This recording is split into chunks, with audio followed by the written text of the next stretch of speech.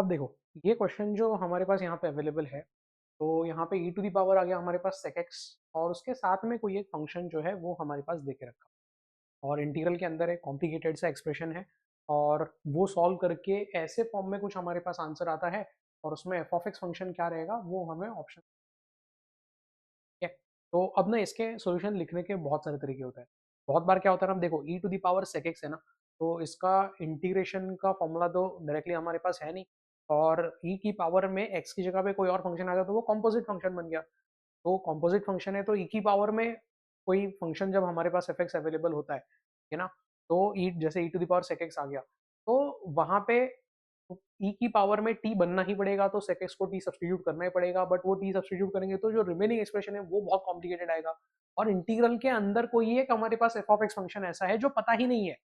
But उसके बावजूद भी हमें यहाँ पे आंसर बताना जो है वो एक्सपेक्टेड है। ठीक है, तो अब ऐसे क्वेश्चन को सॉल्व करने का एक स्टैंडर्ड प्रोसेस होता है। E to the power something आ गया, उसके साथ कोई और फंक्शन मल्टीप्लाई हो रहा है, 99.999% ऑफ द क्वेश्चन जो है वो हमारे सॉल्व होने वाले e raise to x into f x plus f dash x का जो हमारा स्टैंडर्ड फॉर्म होता था उसके बेसिस पे। तो थर्ड मेजर रीडिंग जो था इंटीग्रेशन बाय पार्ट्स, उसके अंदर हमने पढ़ के रखा था यहाँ पे e to the power x into f of x plus f dash of x, इसका इंटीग्रल जो है वो किसके को लाता था हमारा, वो आता था e raise to x f x plus c. ठीक है, तो अब डायरेक्टली यहाँ पे क्या वो फॉर्म बन रहा है क्या, नहीं। अब इसके सॉल्यूशन चेक करोगे ना तो सब जगह पे ऐसे ही दिया जाएगा, सेक एक्स को पुट करो या फिर लेफ्ट हैंड साइड में डिफरेंशिएट करो और फिर कंपेयर करके आंसर बताने की कोशिश करो। हमें ऐसा कभी नहीं करना। इंटीग्रेशन का क्वेश्चन है, इंटीग्रेशन से ही सॉल्व करना है, वही 99% ऑफ द क्वेश्चंस में इजीएस्ट अप्रोच होती है क्वेश्चन को सॉल्व करने की, है ना। ऑलमोस्ट 100% ऑफ द क्वेश्चन भी तुम लोग बोल सकते हो। इंटीग्रेशन चैप्टर होगा, उसका क्वेश्चन का अप्रोच जो है वो हमेशा इंडेफिनेट इंटीग्रेशन का ही होना चाहिए, और ना कि राइट हैंड साइड को डिफरेंशिएट करके लेफ्ट हैंड साइड के साथ कंपेयर, है ना। तो अब देखो यहाँ पे इसको सॉल्व करने का बेस्ट मेथड क्या होता है पता है, उसके पहले तुम्हें एक स्टैंडर्ड फॉर्म पता होना चाहिए। मैं हमेशा मिसलेनियस क्वेश्चंस में ये फॉर्म जो है वो बताता हूँ, और उसके ऊपर डिपेंडेंट काफ़ी सारे क्वेश्चन भी कराता हूँ। तो होता क्या है ना, मैं सबसे पहले स्टैंडर्ड फॉर्म यहाँ पे लिखने की कोशिश करता हूँ। तो d by d x of e to the power f x into g x,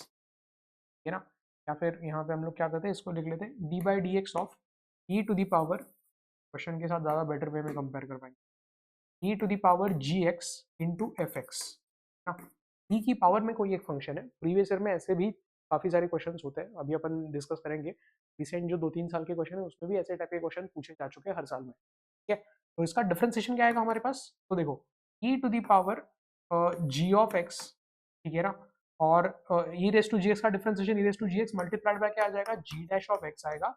into f of x आ जाएगा, और एडिशन में क्या आएगा, तो e to the power g x आ जाएगा as it is into f dash x का जो एफ एक्स का जो डिफरेंशिएशन है वो आ जाएगा हमारे पास एफ डैश ऑफ एक्स। तो देखो इसका जो डिफरेंशिएशन का फॉर्मूला है वो क्या आ रहा है, वो आ रहा है e to the power g of x, common निकालेंगे तो ब्रैकेट के अंदर आएगा g dash of x multiplied by f x,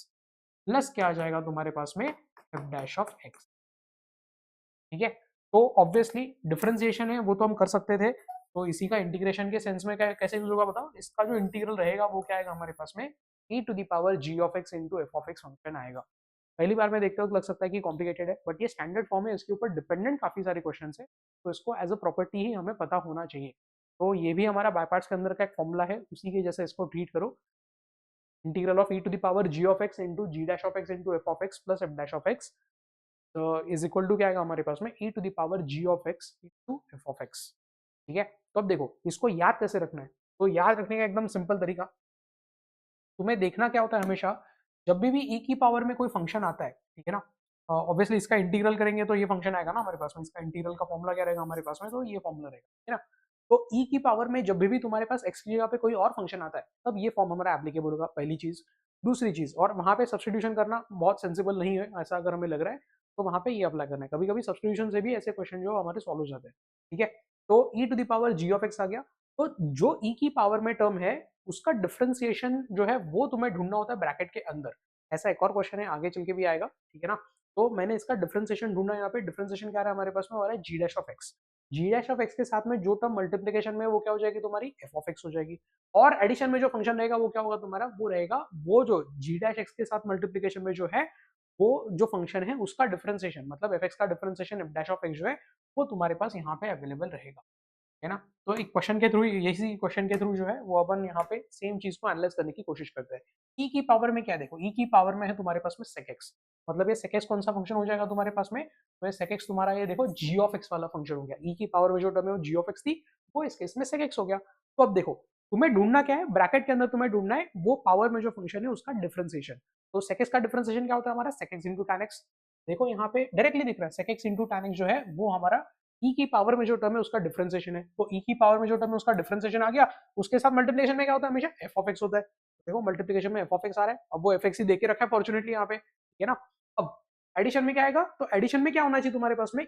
F dash of x होना चाहिए, क्योंकि तभी जाके आंसर क्या आएगा, आंसर आएगा तुम्हारा e raise to g x into f x, और जी एक्स यहाँ पे सेक एक्स आ गया ना, तो e to the power sec x into f x answer आएगा। तो अब ये आंसर कब आएगा, जब एडिशन में क्या होगा तुम्हारे पास में, ये जो फंक्शन है ई की पावर में जो टर्म है उसका डिफरेंशिएशन जहां पे है, वो डिफरेंशिएशन के साथ मल्टीप्लिकेशन में जो फंक्शन है उसी का डिफरेंशिएशन जो है वो तुम्हारे पास यहाँ पे अवेलेबल होना चाहिए। ठीक है, तो अब देखो एफ डैश ऑफ एक्स है, तो sec x tan x plus sec square x, ये पूरी की पूरी टर्म क्या होनी चाहिए हमारे पास यहाँ पे, वो होनी चाहिए एफ डैश ऑफ एक्स।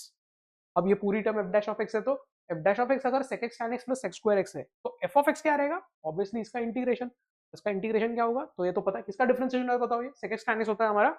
ये होता है sec x का डिफरेंशिएशन, ठीक है ना। और sec स्क्वायर x जो है वो किसका डिफरेंशिएशन हो जाएगा हमारा एडिशन में, tan x का differentiation. sec x plus tan x आ गया, साथ में कोई कांस्टेंट हो भी सकता है नहीं भी हो सकता है, तो sec x plus tan x, यहाँ पे sec x minus tan x ये तो गलत हो गया, फिर ये x tan x आ गया, ये भी गलत हो गया, x sec x आ गया, ये भी गलत हो गया, तो ऑप्शन करेक्ट आंसर। अब इसके सॉल्यूशन देखोगे ना तो बहुत सारी जगह पे ऐसे कि पहले वाले को बाय पार्ट्स लगाओ, फिर दूसरे वाले को फिर से एक और बार बाय पार्ट्स लगाओ, फिर दोनों की जो सेकंड टर्म है वो कैंसिल आउट हो जाती है, ऐसे बहुत लेंदी लेंदी प्रोसेस में कुछ होता है,